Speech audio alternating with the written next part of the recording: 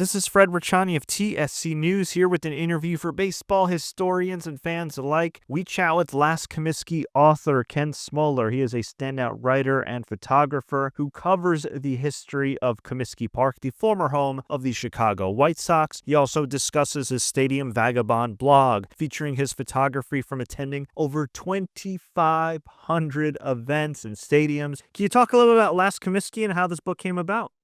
Sure. Thanks for having me on. Great to talk about all these things. Last Comiskey it really started with a documentary back in 2023.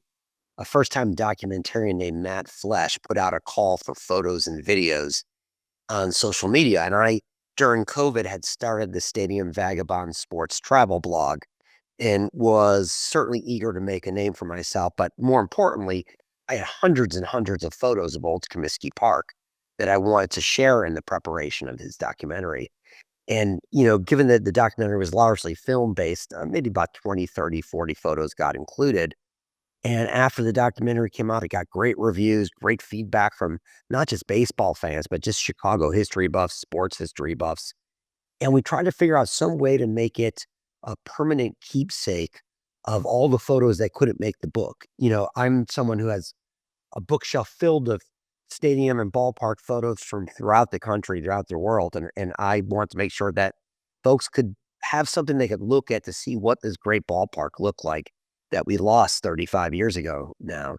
And it came together pretty quickly. Ozzie Guillen agreed to provide us the foreword. Ozzie Guillen, for those who don't know, was the White Sox manager during their World Series run in '05 and played for the team for 13 years. So it was a real treat to get that all together. And lucky that the book has really been well received. It was nominated for an award recently by the Chicago Writers Association for Nonfiction Book of the Year for indie nonfiction. So we're really proud with how it turned out and really thrilled that, sports fans across the country are getting into it. Yeah, absolutely. You did a great job with the book. But I got to ask you, though, because you've been all around the world. On your website says over 2,300 stadiums. We talked off the air. Now that number is closer to 2,500. So Yeah. why did you decide to narrow it down to Comiskey specifically? I mean, that was my first stadium that I ever went to. I went and started photographing it as a kid growing up in the Northwest suburbs back in 1982 when I brought my Kodak 110 camera for camera day. And I got hooked. I got hooked on photographing, not sports per se, although I did that during college, but the stadium experience. And, Chicago at the time had a lot of gems. They had Old Soldier Field, Old Chicago Stadium, Wrigley Field, although that was considered to be, sort of enemy territory for my family. And then when I got my driver's license, started to venture around the country and, went to Cleveland and saw the old ballpark and Detroit and New York and Boston, and just got hooked on photographing stadiums and ballparks and kind of collecting them all on a certain kind of never ending scavenger hunt. And to this day, it just built and built. And now I'm at about 2,500, kind of depending on how you count the numbers. So how do you juggle that schedule? I mean, you're still going strong with the photography and everything. Do you just kind of go wherever you have assignment? Do you mix in like a little bit of fun as well in vacationing? How do you kind of balance all that out? Yeah. So that is an insane pace throughout your life. Well, the crazy thing is I'm not a photographer by trade. I'm a lawyer. So this is my free time that I'm doing this. And wherever I go, wherever I travel, I try to see what sporting events are going on then, what things I can go see. I take my family, I take my wife, take friends, go on my own. I always extend a trip a little bit longer if I'm able to. And, now in this day and age with Google Maps, you can easily find things in GPS. But back in the old days, before I would travel, I would, go to AAA and lay out the maps and try to find the stadiums, in a given city, and explore as many as I could. Not always events. Sometimes I would just sneak in. Sometimes I would go for some weird event, various other events, circuses inside arenas, all kinds of different things, just to kind of get inside of the stadium and photograph it. Yeah, and of course, folks could check out your work on the Stadium Vagabond blog. And yeah, this a ton of great photos. I'm sure more to come as well. But specifically with the Comiskey, that was your first stadium. That was your first ballpark. For anybody that didn't have the pleasure of being there, especially when the White Sox played, What kind of made it stand out from other stadiums back then and even to this day? Yeah, it was unique when it was built, and it certainly is unique among any stadium that I've ever seen, for a few different reasons. Zachary Taylor Davis was the architect who had been known at the time for more cathedral type church architecture. And he infused the architectural design with a lot of elements that you would see in a church or in 20th century, early 20th century Chicago architecture. You had prairie style arch windows that were kind of Greco Roman in their look as well. You had kind of relief elements that looked more tantamount to what you'd see in a church than what you'd see in a ballpark. And it was one of the first steel and concrete ballparks built a little bit after Ebbets Field and Forbes Field, but contemporaries with Shy Park and 13 years before Yankee Stadium was built. Davis went on to go and design Wrigley Field as well, although Wrigley Field was not built for the Cubs. It was built for the Chicago Federal League Whales. It was known as Weigman Park until the Cubs took over a few years later. But Comiskey, it had two twin decks that encircled the field. There were arches throughout the entire lower deck, all throughout, so that you could see as a fan out to the street and vice versa. You can kind of get a glimpse of the atmosphere from the street through these arches. And because of the design, you were right on top of the field. The upper deck in particular throughout the ballpark enabled fans to almost be hanging over the field. It particularly, from what I understand, was great for football. A lot of people don't realize it, but the Chicago Cardinals played more games at Comiskey Park than any other stadium they played in. Soon, their stadium in Glendale, Arizona will surpass it. But they started off as being the co-tenants of the White Sox for a number of years. And it really, when it was lost, something special was lost. It was unlike any other ballpark. Like some of the other stadiums from that era, there wasn't a bad seat in the house. Except for behind posts, and there were a lot of posts. So that was the one downside. If you were between the posts, you had a great unobstructed view and you were on top of the field. If you were unlucky enough to be behind one of those supporting pillars, then you were a little bit out of luck. So it was hit or miss. One of the things that it did do was, because it was so compact and had such a small footprint, is it really retained its noise. You could have 5,000 people on a September night and it was just loud. And when it was full, which wasn't often, it really was a special experience. Speaking of the White Sox, you were a witness to a number of great moments. One of those moments, of course, was them finally winning the World Series back in '05 before the Cubs did again. So what was it like? Emphasize that. So what was it like to be a part of that experience, which of course was led by one of the people who contributed to your book, Ozzie Guillen? Yeah, yeah, it was really special. I took my dad to game one, and he's the one that raised me on baseball. So it was great to take him to the first World Series in the city of Chicago since 1959 for game one. And then after that, I felt like I really had to be there when they won the World Series. I couldn't find anyone else that wanted to go with me. So I grabbed myself a single ticket, flew down to Houston, and was there for that game four sweep over the Astros back when they were in the National League. And it was a surreal feeling. It was kind of a little deflating in some respects because it wasn't at the old ballpark. I always wanted to see them win at Old Comiskey and feel that noise and that energy. So it felt a little deflating in that respect, but it was just such a relief to know I'm not going to die without seeing my team win. And that was the way that a lot of White Sox and probably Cubs and Red Sox fans back in the day felt. It's just, you wanted to see that one championship. And as a Chicagoan, I'm still riding high in the Bears Super Bowl 20 victory in 1985. It's been 20 years now since the White Sox won, and I'm still, feel like it was yesterday, seeing Ozzy on the field celebrate with a Venezuelan flag over his shoulder with his family and, kind of waving it around, just really being proud of not just a history for Chicago, but it was the first Latin American manager to win a World Series ever. So it was really exciting on so many levels to see that and experiencing it. Contrast that to last year when there's not a lot to really kind of relish on the field. So I'm kind of selling the memory of what the good old days were like. If people want to remember what it was like when the team had a little bit more history and character, the book provides a good opportunity for people to have a sense of time travel for those that either were there, saw it on TV, or never got a chance to see it. Absolutely. And you mentioned Ozzie Guillen, who again contributed to your awesome book. There were a number of other historians and even some ex-athletes who contributed as well. Are there any that you can shout out and tell us about? Yeah, I mean, one of my favorites is Nancy Faust, the baseball organist. Nancy's famous for a lot of reasons. She played for 41 seasons for the White Sox and really changed the whole notion of the baseball experience through her music.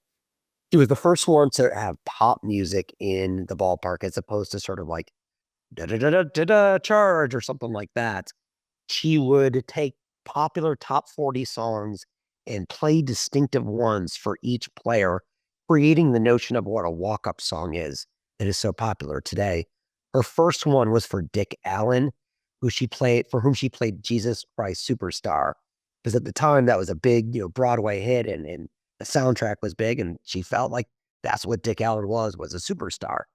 So on top of that, Nancy also was the first one to introduce Na Na Na Na Hey Hey Goodbye as a sports anthem and brought that in 1977, which coincidentally is the shirt I'm wearing today for the South Side Hitmen. She brought that in, and it's now become, in all facets of life, politics, in sports, etc. That's now an anthem for kind of the vanquishing of your defeated. And so she brought that in. So what Nancy was really important about was not just providing music for the documentary, but everyone, players, fans, coaches, all would cite her as being a key part of the experience. And actually, my afterword in the book talks about what it was like to meet her after she had been pushed out by modern forces. I'll leave it at that. And getting to know her and having my son, who never got to experience her music, get to know her and have like a private little concert in her donkey barn in Arizona, in which we really got to experience not just what it was like at Old Comiskey Park, but just what it was like to be a White Sox fan growing up in Chicago in that era, which is something that was in many ways lost with the old ballpark. Man, yeah, I'm so glad you shouted out Nancy. She's one of our all-time favorite guests. She actually was on an episode, and she played the organs for us. She had her donkey at the time, Mandy, in the donkey farm. Yeah, she was great. That's such an underrated. I feel like music and that kind of pageantry is such an underrated part of sports these days. People just kind of overlook it. It's just not the same. So I'm so glad that you shouted her out. But you also shouted out somebody else, somebody who she was good friends with, somebody you admired, the late great Dick Allen, who was finally, after all these years, Yeah, possibly going yeah. to the Baseball Hall of Fame. You were actually with the family, from what I understand, and had the honor of taking pictures of that moment. Can you just kind of describe the feeling of knowing that Dick Allen is not only going to the Hall of Fame, Yeah, but getting to relish that with his family? it's great. He came before my time, so all I knew about were stories. I have a photo in the book of me wearing a red White Sox hat that was in vogue in the year I was born in 1971, right when he came to the White Sox. And I'd always heard stories about the legendary home runs he hit on the roof of the old ballpark. And from what everyone had said, not only was he a great ball player, but great for his era. And the statistics kind of bear that out now that we look back with sort of a modern lens of data analytics, that he, during the era of pitcher dominance, really was a dominant offensive force, to some degree battling through the racial intolerance in Little Rock when he was in the minor leagues and then in Philadelphia. And he finally found a home in Chicago. And what I talk about in the book is that he saved the Chicago White Sox from moving to Seattle. After the Seattle Pilots moved and became the Milwaukee Brewers, Seattle was looking to build a new ballpark, which became the Kingdome, and to attract a major league team. At the time, the White Sox were drawing so poorly that they needed any spark to bring the fans in. And Dick Allen was instrumental, not just bringing the fans, but also bringing a more racially diverse group of fans into the ballpark and really making it the team for all Chicagoans, which was really important at a time of a need for racial unity in a lot of ways in the city. But being there in Dallas, the winter meetings last month, the few hours leading up to the vote were some of the longest hours I've ever experienced. I look back in my photos and see just the angst and the pain on the family's face. And then just the pure elation and relief and crying of joy and also remembrance for their lost father or uncle or grandfather. It was just such a wonderful experience. I can't wait to see him go in the summer with such an illustrious class as well, as was voted in yesterday with Ichiro and CC Sabathia and Billy Wagner. It's just going to be such a wonderful experience. And finally, he's getting his due. The only shame is he wasn't alive to see it. But his family really, really treasures this feeling, and getting to celebrate them with them that night was something I will remember forever. LastComiskeyBook.com. That's LastComiskeyBook.com. Also, StadiumVagabond.com. We will link all that once again in the show notes. Anywhere else? Yeah, at Stadium Vagabond on social everywhere. I post usually between 3 and 5 photos a day of all of my travels. I try to rotate around the country, different sports, other countries, and just sort of share with folks who are interested to see, what are other sporting experiences like beyond their hometown. Ken, we do appreciate the time, but before we let you go, we always like to ask our guests some random and rapid fire questions just to get to know them better. Are you ready? Love it. Yeah. All right. You may have already mentioned it, but what is your earliest sports memory? Could be live or on TV or on the radio. I think my earliest one was going to the White Sox game in 1977. I know they lost to the Baltimore Orioles, and that's all I remember. But seeing that fireworks scoreboard go off booked me for life. Didn't care about wins and losses as a little kid, just cared about that scoreboard going off. One thing that was left out of some of the memos I got before I interview you was the fact that you are actually a lawyer. So what Yeah. law do you practice, and how the heck do you juggle being a lawyer, now Yeah. being hopefully a soon-to-be best-selling author, a photographer, and a massive sports fan? Yeah, it's not a lot of sleep. I'm a commercial real estate lawyer for a large retailer right now, and it's just something that I don't sleep, and I edit photos and travel as much as I can when I get time, and I try to keep both sides of my brain and my interests going, and now luckily I've got a family that likes to do it with me. Great, and actually, that's the other thing I forgot to mention. My apologies. Most importantly, also a family man. So they're into this whole journey. They see the vision. Yeah, yeah, we live in a mixed marriage because we've got Boston and Chicago. So we've got a little bit of debating back and forth about which teams are going to be our teams. I definitely won on the Bears. I think my wife might have won on the Celtics. And unfortunately, neither baseball team is doing much to gather their attention these days. On top of that, we're big Arsenal fans for soccer out of England, which is something they can at least watch during the day. Besides Comiskey Park, what is your favorite stadium? Probably my favorite stadium that I ever have gone to, besides Comiskey, is the Palestra in Philadelphia. I went to law school there, and it just drips with history. So many different basketball players have gone through there, and it is unlike any other arena that's now around. It's the Cathedral of Basketball. It's one of my absolute favorites. What was the worst slash ugliest stadium you've been to? Interesting. We're gonna stick in Philadelphia. The Vet was not a great one. The Vet swallowed up Wendell Davis of the Chicago Bears when I was there in 1993. That nasty turf, the concrete donuts. Just got to pick one of the donuts, and I'll take that one. Just given the to resuscitate the memory of Wendell Davis and his shot knees.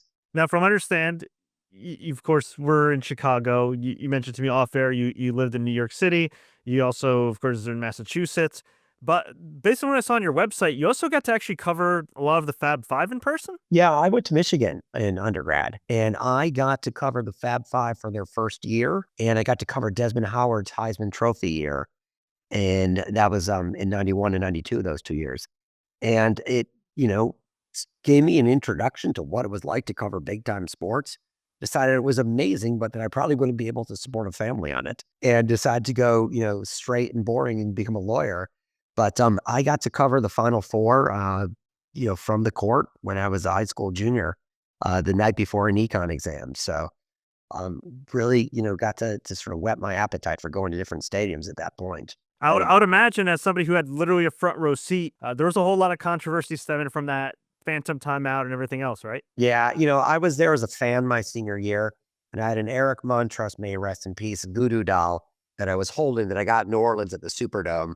It was to no avail. We saw that they called an unnecessary timeout early in the half, and we said they're gonna need this timeout.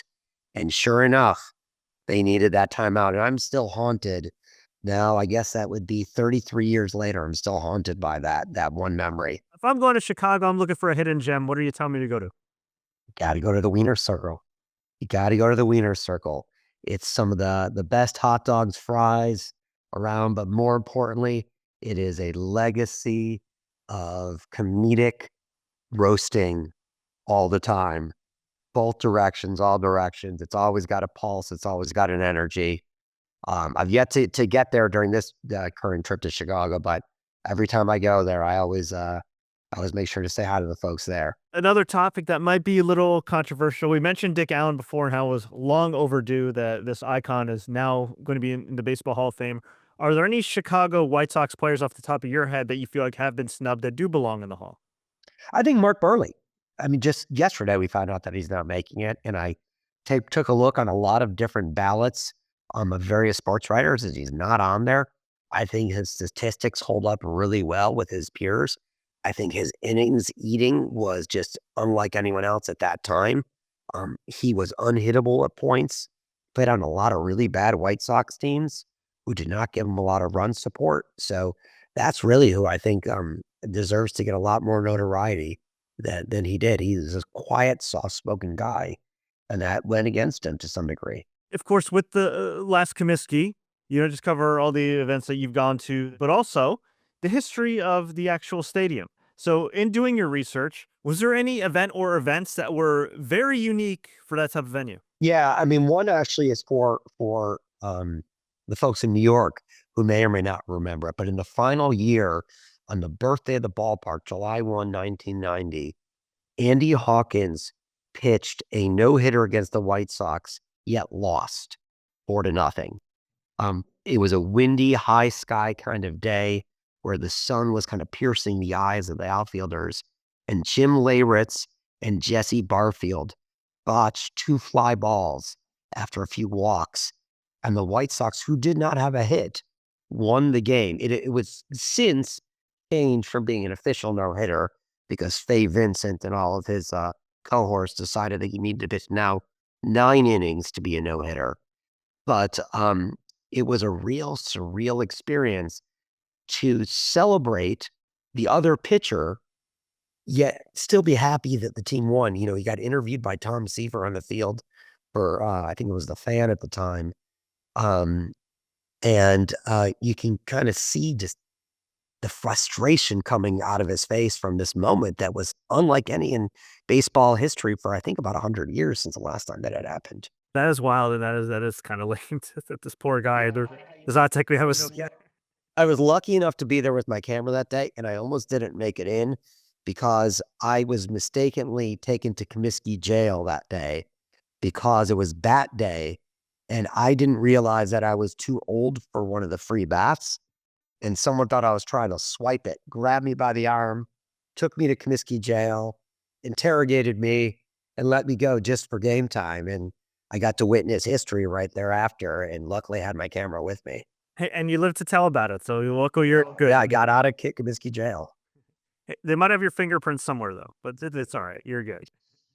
I made it out of law school with that, nonetheless. There you go.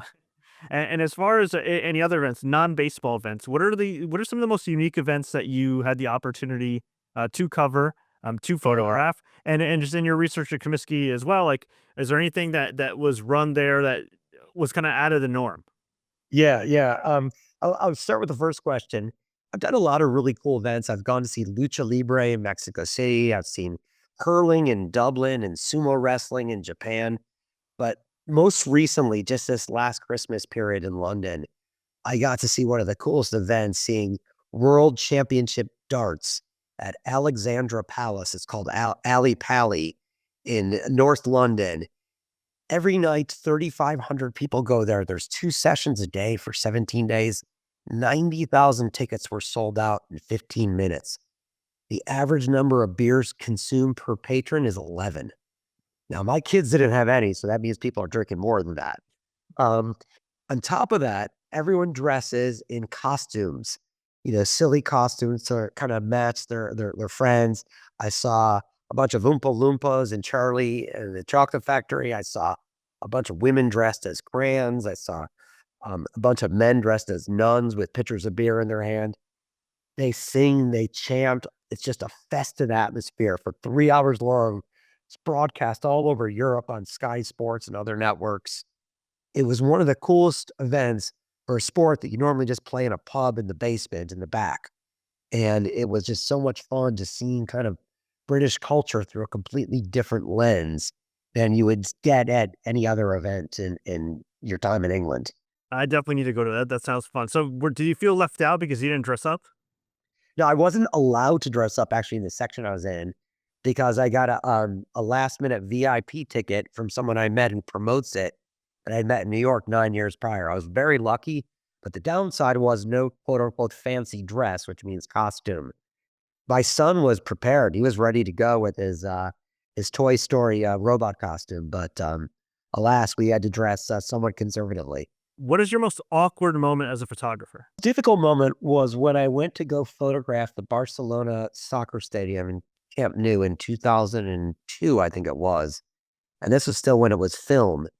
And they were practicing for the Real Madrid match coming up that week, their big rival. And I got caught. And again, someone grabbed me by my arm, dragged me to the security office, and yanked the film. For those people who don't know, that means it's exposed and ruined out of my camera. And at the time, I was trying to get through with my high school Spanish, but they don't necessarily speak American Spanish and Catalan speaking Barcelona. And I was sort of out of luck and lost those great photos that I was really happy about. So I luckily got back there later on, but that was one of my brushes with law that I had over the time that was a little bit awkward. You still get to see the game? No, I didn't see it. I saw a match a couple days later. Not as good of photos as was available to me that first time, but I stayed out of the prisons of Barcelona. So There's no Comiskey Park, but is there anything that is remotely close to it, at least the vibe? yeah. One thing that's really special is in Birmingham, Rickwood Field. It debuted just 2 months after Comiskey Park, maybe only 6 weeks. Last year, it became a major league park for the first time when it hosted a Cardinals. I can't recall who they played. Game last June. It still has that feel of what an old ballpark feels like, and really is special. They don't play minor league there regularly. They have special events and colleges play there, high schools play there, but it's a living museum where you can go and walk the grounds and kind of feel the architecture. And that's one that I've got on my website, I think in my portfolio. It's one of the real special ballparks that I treasure being able to go to and love that it still exists. What's the best piece of advice you give for success? Just keep pursuing something that's fun. Life's short. Make sure that you're enjoying something. If it's not your main job, do something on the side that brings you joy. I love that. And you certainly have. You're a fantastic lawyer. And of course, you're doing great work with photography and now writing the book, of course, Last Comiskey. And on another note, we'll get you on another high note. For anybody who's not already convinced, why should people check out the Last Comiskey book? It really is a time travel back into another era. There are over 400 of my photographs. Even if you don't like the White Sox, if you're a sports fan, you will see aspects of this ballpark that you've never seen before. These photos haven't been published before, and to the best of my knowledge, no one else has done anything like this. So that's what I really try to do. I try to do something new and distinctive. My next book is going to be a project about all the stadia of Chicago and the state of Illinois, and then I plan to move on to New York. I've been to a number of wonderful New York events and photographed all the venues there, and Boston and Philadelphia, and that's really what I'm going to ultimately do is do a book for each city, major city that I've been able to photograph. Excellent. Well, fantastic work, Ken. Thank you so much for your time. It was a pleasure chatting with you and chopping it up about some sports history and the awesome work you do. Where can fans find you online and where can we find you Yes. next? At Stadium Vagabond on all the social media, stadiumvagabond.com for my blog and photos and people wanted to get prints or stadium puzzles and things like that. That's available there. And then the book is lastcomiskeybook.com.